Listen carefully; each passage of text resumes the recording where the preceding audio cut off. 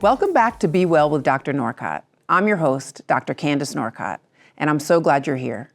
Each week, we explore an issue and its implications for the mental well-being of you and your community. We start by breaking down the issue and why it matters in your everyday life. Then I'm joined by a guest, or sometimes guests, who help us take a deeper dive. In today's show, we're talking about maternal mental health with licensed clinical psychologist and author, Dr. Inger Burnett-Ziegler. Inger and I will take that deep dive into why maternal health is such an important issue and why now more than ever, keeping an eye on maternal health disparities matters. At the end of every show, I offer an invitation for personal reflection. Today's topic may be difficult for some viewers who may have personally struggled with their fertility and pregnancy journeys. I invite you to take care of yourself during this episode, and we'll share some techniques at the end to close up anything we've opened. It's important to remember that Be Well is not a replacement for your own therapy, but I hope it can be a conversation starter when your therapist asks, where would you like to begin? Today we're focusing on Black maternal health. Pregnancy-related health in the United States shows several troubling trends. For decades, the U.S. has had worse pregnancy health outcomes compared to other wealthy, similarly resourced countries. And according to the National Center for Health Statistics, maternal morbidity and mortality, the measurements for injury and death around pregnancy and birth, in the U.S. has shown a significant increase in recent years. Who carries the burden of these increased risks? Black, Latinx, and Indigenous women are disproportionately burdened with pregnancy-related health risks. Black women in particular are 4 times more likely to die from pregnancy-related causes than their white counterparts. They also face the highest risk for nearly all of the CDC's indicators of severe maternal morbidity. The increased risks experienced by Black women aren't about individual choices or biology. They are largely the result of systemic inequities and biases within our healthcare systems and other institutions. You might think higher income or education would help, but the data tells a different story. College-educated Black mothers are still 4 to 5 times more likely to die during or after childbirth compared to white college-educated mothers. In fact, as Black women gain access to more diverse or affluent spaces, they may actually experience more racism, not less. So higher income doesn't necessarily protect Black women when it comes to these risks. And that's only part of the problem. These health risks are made worse by interpersonal experiences Black women face when trying to access care. 1 in 6 women reports being mistreated during childbirth, but Black and Indigenous women report the highest rates of mistreatment. Some of this is due to the unconscious stereotypes we're exposed to early in life and that are reinforced over time by the systems around us. One harmful example, the myth that Black people feel less pain because they have different nerve endings, thicker skin, or stronger bones. Believe it or not, this myth has been taught in some medical education settings, and it affects care. Study shows Black and Hispanic patients are given lower rates of epidurals during childbirth. Others have shared stories of not being believed when reporting serious symptoms. Even tennis star Serena Williams wrote about being dismissed when she reported symptoms of an embolism after giving birth.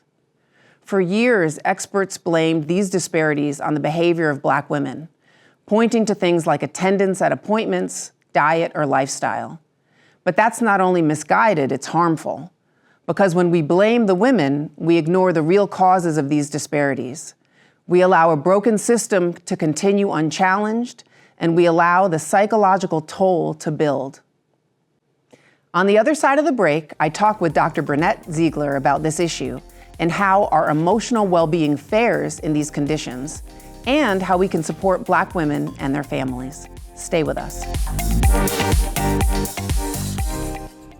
Joining me on the next In the Arena, author and activist Ray Lewis Thornton, discussing her heartbreakingly triumphant memoir, Unprotected. She had cussed me for the last day, that day. And I got ready to leave. I was like, I'm done, Mama. You just can't keep doing this. And as I made it to the door, she said, "Don't go, I love you." Join the conversation Tuesday at 7 p.m. on CAN TV Cable Channel 19 and streaming on cantv.org and the CAN TV Plus app. Experience the power of community television. CAN TV is the lens through which Chicago's stories are told, harnessing the unifying power of community television. With CAN TV On Demand, immerse yourself in the richness of our city through exclusive stories and programs tailored just for you, connecting you to the heartbeats of our streets, the voices of our people, and the spirit that makes Chicago unique. Discover the strength of your community on CAN TV On Demand.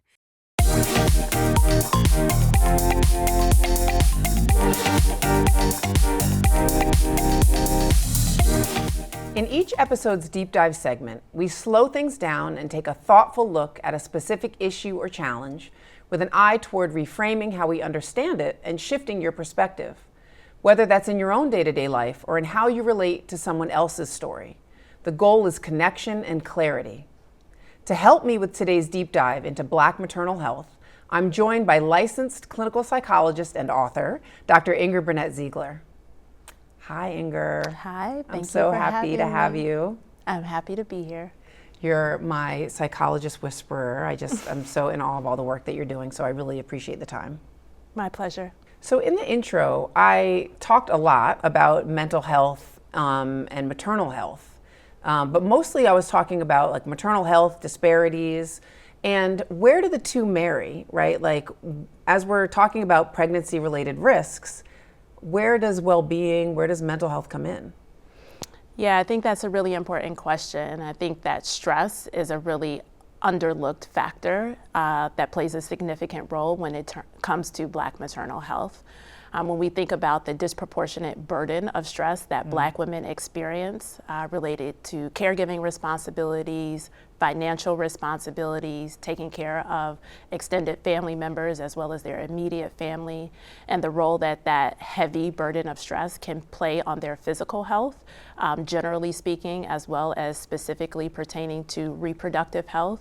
Stress and trauma are very significant factors in Black maternal morbidity and mortality. So I want to maybe take a step back and just talk a little bit about your work in this area, because you started with the power of stress in our bodies and in our lives.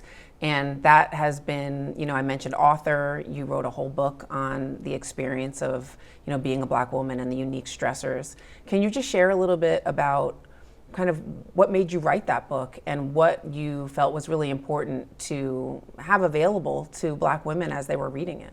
Yeah, absolutely. So as you mentioned, I am a clinical psychologist and I'm also a scholar, and my research has been focused on disparities in mental illness and treatment, particularly in the Black community.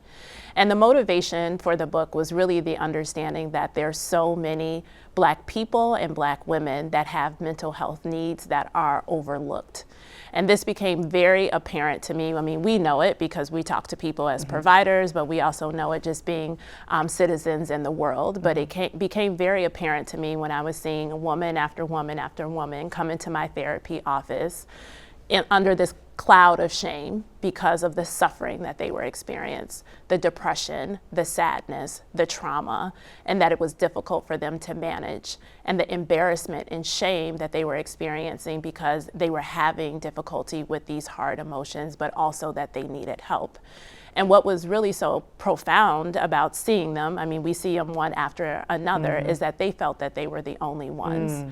And as clinicians, we know that that's not true. As researchers, we know that that's not true. But when people are kind of living their lives out in the world and they are having these internal experiences and they're sitting next to someone that might also be having the same experience, but neither one of these individuals are talking about it, they are suffering alone and suffering silently. And so I really wanted the book, Nobody Knows the Trouble I've Seen, The Emotional Lives of Black Women, to be an opportunity for people who have experienced suffering, stress, trauma, depression, even thoughts of death or dying, to know that they're not alone and to be connected in the stories of other women, but also to have some data to better understand what they're experiencing, as well as to have some strategies to help improve some of their symptoms.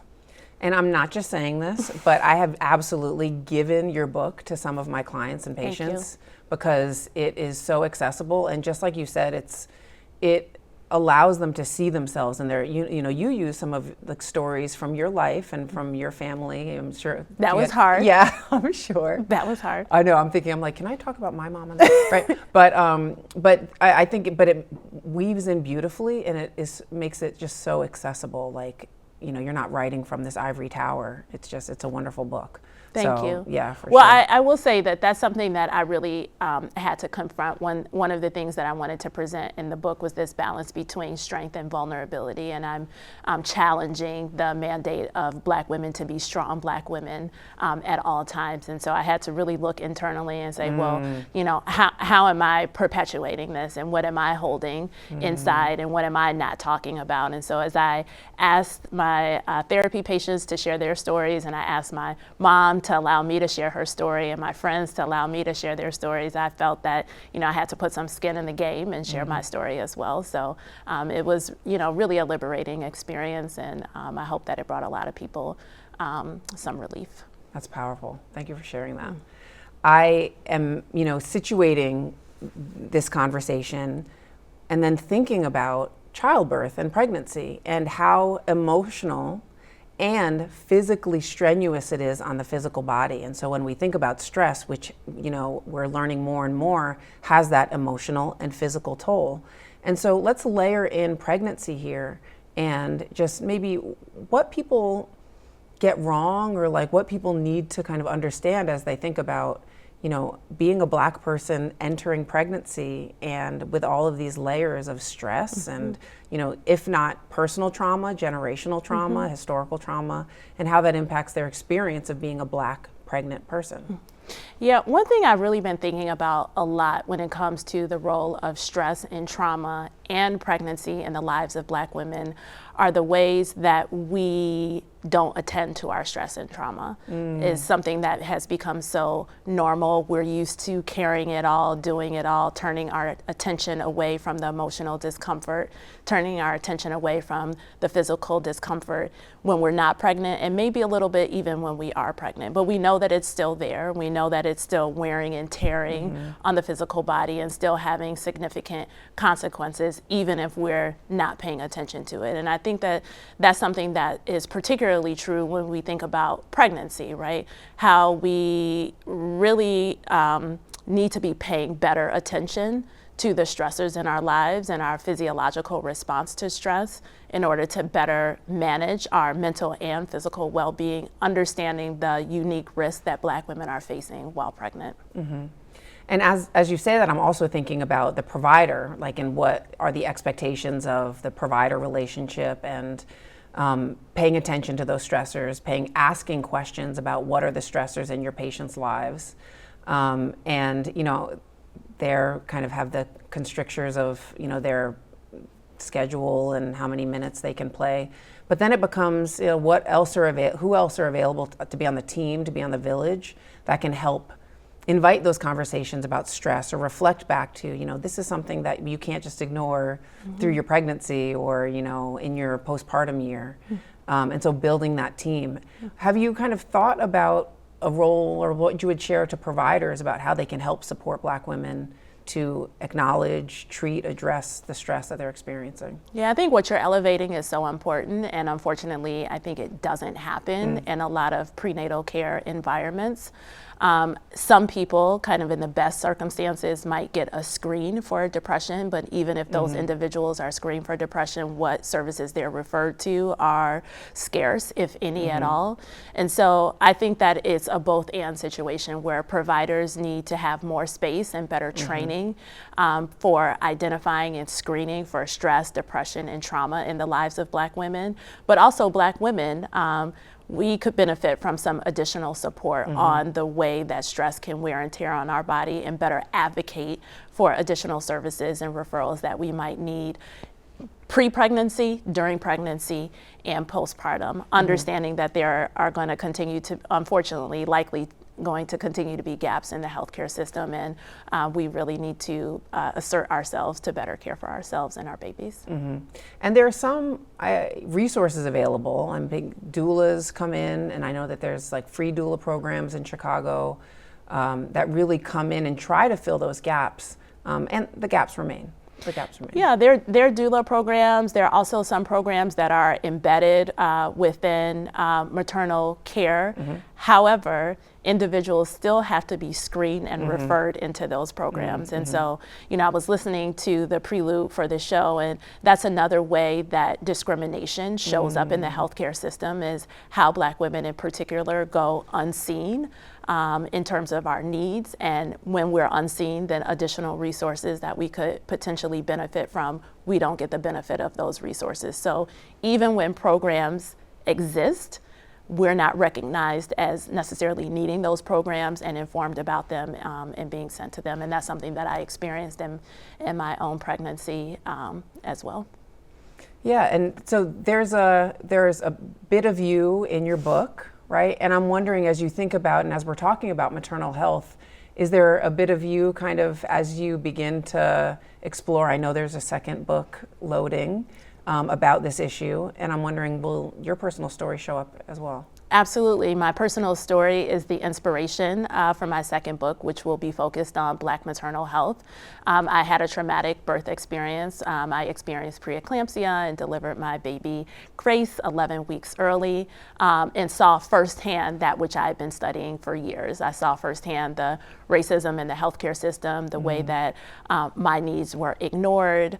And I had the privilege, if you will, of being able to navigate that system and use internal resources to be able to get, the additional care that I need. But that personal experience really called into question, what if I didn't know what the threshold for preeclampsia was? What if I didn't have somebody to call to back me up when this person gave me a card and an 800 number and told me to go home? How might my course have been different?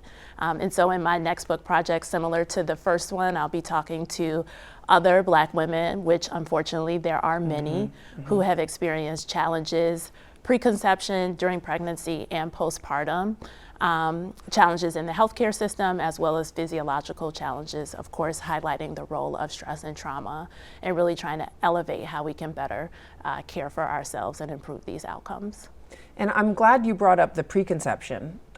There are a lot of misconceptions and myths about Black infertility, and there's not enough conversation happening about Black infertility. And in fact, Black women suffer infertility at greater rates than their white counterparts, and yet again have services that are not available to them and are really out of reach. And infertility, assisted reproductive technology, I think for too long has been seen as like a white medical access, something that's only accessible to white patients, really to the detriment of our community. So thank you for kind of bringing that and putting that on the table. Stress plays a role there as well, a role in the physiological conditions that can increase the rates of infertility. So we can see the role of stress kind of throughout. And so by better managing our stress and overall well-being, even before a woman is thinking about family planning, is sure to improve outcomes long-term. Now, there's one of our Northwestern counterparts did a study on stress and infertility, and kind of found that stress was maybe not so involved in infertility as we thought. So I think it's one of these things where you have to bring it up to your provider, right? Because more than anything, stress is just not pleasant. And so you don't want to be going through. So while infertility can feel stressful, stress sometimes isn't the only thing that's causing your infertility. Sure. So I think, it's one of these things where talk to your provider, talk to your mental health care provider about just feeling better during during your journey. The other thing that I wanted to talk about that I feel is important, I did a study where I talked to providers about how they felt about mental health, maternal health disparities. And one of the providers shared that she felt like one of the most devastating maternal health disparities was that Black women just experience their pregnancies with less joy and more fear. And that really resonated. And I'm just wondering what you feel like is the presence of joy and, just enjoying the course of pregnancy and how that's impacted women that you've worked with, especially if they have a traumatic delivery and like are thinking about having more children, and just kind of how that resonates with you. Yeah, I think that I've seen women across the spectrum where there are those that are very aware of the disproportionate risk that Black women experience preconception, pregnancy, and postpartum, and that awareness can contribute to more fear and anxiety about conceiving and becoming pregnant. And I also see kind of the other end of the spectrum where there's this kind of turning a blind eye to all of the challenges that one might experience during pregnancy. And the consequence to that is when something does happen, there's this sense of shock and why me? And I think I actually fall into that second bucket, even though I was of advanced maternal age, as a Black woman, a scholar of health disparities. When those disparities and institutional racism confronted me, I admittedly felt not surprised, but it was difficult to see it staring me in the face, even though I knew all of the things. It can still be shocking. It was still shocking. Yeah. It was still shocking. So I do agree and understand with that, but I think you see kind of the full range of how people go through their pregnancies. But I do appreciate the importance of holding space for joy, no matter what someone's previous experience or fears might be. It's a pivotal moment in anyone's life, and to be kind of bogged down with all of the potential negative outcomes can really poorly shape the experience. So I think it's kind of a both and, holding space for joy, but also understanding and being able to advocate for the best outcomes possible. Yeah, and that's the thing about being human, right? We can experience and hold a lot of different emotions at once. And the reality is that when somebody experiences the challenges of pregnancy, it's often anxiety, fear, worry, happiness, excitement, anticipation. It's all of the things. All the things. And being able to make room for it, I think is really important when you're working with people. That's really important. Well, if you could be across from somebody who's running a hospital, or somebody that's making decisions about like could wave let's do the wand, wave a wand activity that we sometimes do in therapy, right? If you could wave a wand, a magic wand, what would you change to allow for some just differences for Black women to experience pregnancy in a safer, healthier way? It's the same thing that I would say to the woman herself, and that's to pay attention. I think we as individuals spend so much time kind of rushing, ignoring, doing, that we don't slow down long enough to pay attention to what's showing up, pay attention to the stress, the physiological impact, the emotional impact. That's what we can better do as individuals, as Black women, as potentially expecting Black women. And the same goes to providers. Providers can often get lost in the hustle and bustle, can see people as numbers or just another patient that's walking through the door, without really slowing down and paying attention to the unique needs of the individual that's sitting in front of them. And that includes paying attention to the unique needs of a Black woman. How might the experiences of this Black woman in front of me be impacting her journey and her risk through pregnancy? And so that's what I would ask providers to do, is to kind of hold space for that and take the time to really understand that and individualize care in that way. Yeah, in a world where we're trying to maximize efficiencies, create templates and scripts, we do have to acknowledge that experience and lived experiences are different, and different walks of life coming into your office, and paying attention to that. So I love that. Thank you so much. Our time goes by so fast. I feel like I could talk to you forever. So thank you for joining me and just elevating this important conversation that needs to keep being discussed. So thank you. Thank you. On the other side of a short break, we'll close out the episode with a segment we call the closing session. Stay with us.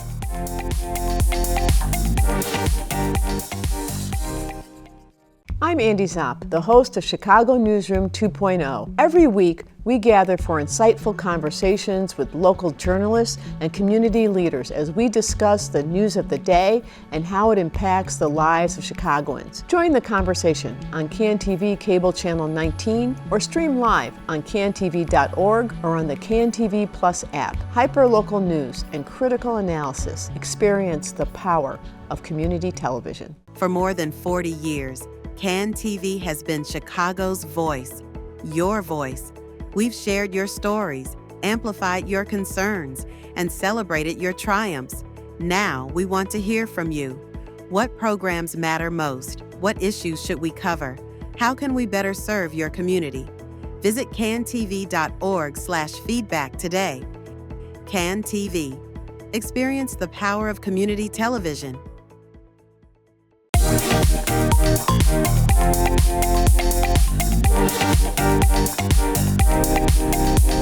I'm so grateful to my friend and colleague Inger for joining me today.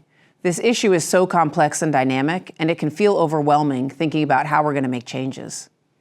So today, instead of offering reflections, I want to offer you space to momentarily put down the burden and overwhelm of these systemic injustices. If you're willing, take a moment with me. Close your eyes or simply soften your gaze. Take a slow, deep breath in and let it go. Again, inhale calm and exhale the weight. Let your shoulders soften, unclench your jaw, let your hands rest. Even if just for this moment, you don't have to carry it all. Joy is resistance, rest is resistance.